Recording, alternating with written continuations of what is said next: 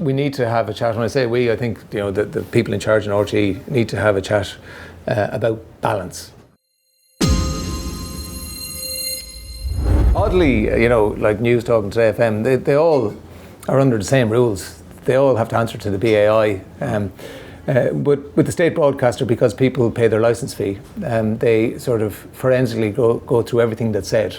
And as a result, although I would have said a lot on Today FM, we rarely got complaints in. But when you move to the state broadcaster, it's different. And it just took me a while to adjust. Yeah, I remember that there was one day in particular you'd Daniel O'Donnell on, yes, and his intervention, yes, created huge headlines. Yes, and then you had to scramble. Have David Quinn on. David Quinn. I think he had to pull over in his car. We asked 17 people to come on, and David Quinn was the only person who said yes. Yeah.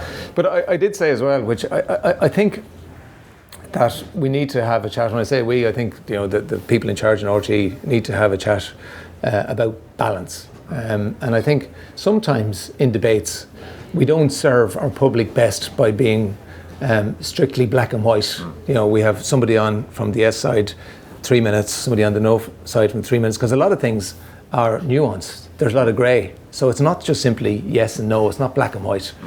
I think we just have to have a chat about that. We have to have a discussion about that. That hasn't happened yet.